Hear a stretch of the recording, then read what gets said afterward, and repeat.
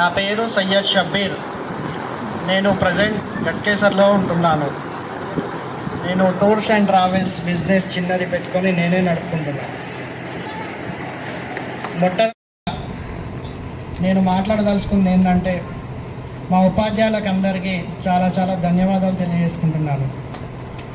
ఎన్నో సంవత్సరాల తర్వాత మేము ఒక్క ఫోన్ కాల్తో సార్ వాళ్ళకి ఇలా మేము గెట్ టుగెదర్ ప్లాన్ చేసుకోవాలనుకుంటున్నాము, ఒకసారి అందరితో కలవాలనుకుంటున్నామని చెప్పగానే వాళ్ళ యొక్క విలువైన సమయం మా గురించి కేటాయించి మమ్మల్ని గౌరవించి ఇంత దూరం వచ్చి మమ్మల్ని మరలా ఆశీర్వదించడానికి వచ్చిన నా సార్లందరికీ ధన్యవాదాలు తెలియజేస్తున్నాను. ఏది కాదు, దాని వెనుక ఎంతో కష్టం ఉంటుంది. కొన్ని రోజుల నుంచి నా మిత్రులందరూ చాలా కష్టపడ్డారు. దాంట్లో ముఖ్యంగా శ్రీకాంత్, అజయ్, ప్రవేశ్ చాలా కష్టపడ్డారు. వాళ్ళకి నా తరపు నుంచి ప్రత్యేక కృతజ్ఞతలు తెలియజేసుకుంటున్నాను.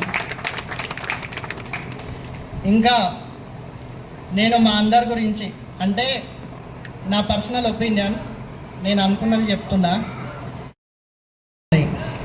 మెయిన్గా 9th 10th అయితే అప్పుడు నాకు స్కూల్ అంటే ఒక జైలు జీవితం లాగా కనిపించేది. బయటికి వెళ్ళి బయట ప్రపంచంలో ఎప్పుడు అడుగు పెట్టాలి, బయట ప్రపంచంలో ఎన్ని ఆనందాలు ఉన్నాయి చూడాలి అని అదే ఉండేది నా మైండ్లో. కాకుంటే ఒకసారి స్కూల్ లైఫ్ అయిపోయిన తర్వాత ఎప్పుడైతే స్కూల్ నుంచి బయటికి వచ్చానో అప్పుడు నాకు అర్థమైంది ఏంటంటే, మన నిజమైన స్వర్గం అనేది స్కూల్లో ఉన్నది, ఉపాధ్యాయులే మా దేవుళ్ళు అని అర్థం చేసుకున్నాను. కావున ఇలా గెట్ టుగెదర్ ప్రోగ్రామ్ కండక్ట్ చేయాలంటే కేవలం అబ్బాయిల వల్ల మాత్రం సాధ్యం కాదు. మా వెనక ఉండి మాకు బ్యాక్ బోన్లో అమ్మాయిలు చాలా సపోర్ట్ చేశారు. అమ్మాయిలకు చాలా కండిషన్స్ ఉంటాయి, కొంతమందికి ఉండొచ్చు, అందరికీ అంటలే నేను. చాలా కండిషన్స్ ఉంటాయి. ఒక తమ్ముడిని ఒక అన్నని చూసుకొని ప్రతి ఒక్క విషయంలో విచారించి పర్సనల్గా అందరికీ కాల్ చేసి 1 hour 1.5 hour మాట్లాడి ఇప్పటికీ తను 2-3 సార్లు గెట్ టుగెదర్ ప్లాన్ చేయడానికి చాలా ట్రై చేసింది, కానీ సక్సెస్ కాలేదు. ఈసారి సక్సెస్ అయిపోయింది, తను మిస్ అయిపోయింది. కావున ఒక ఆదివారం రోజు నేను ఉపాధ్యాయుల గురించి చెప్పాలి ఏంటంటే, ఆదివారం రోజు పిల్లలు ఒక రోజు ఇంట్లో ఉంటేనే తల్లిదండ్రులకి ఎంతో అల్లరి చేస్తారు. అప్పుడు తల్లిదండ్రులు అనుకుంటారు స్కూల్ ఉంటేనే మంచిగా ఉండు కదా అని.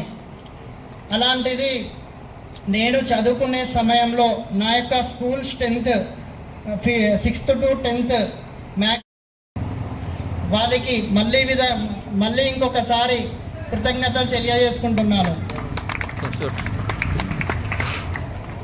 అలాగే నేను ఈ వేదిక ద్వారా నా మిత్రులందరికీ ఏదో ఒక శుభకార్యం చేయడానికి ఇలా అందరూ కలిసికట్టుగా ఒకరికి ఒకరు చేయూతనిచ్చి ఈ ప్రోగ్రాం ఇంత సక్సెస్ఫుల్ చేశారు.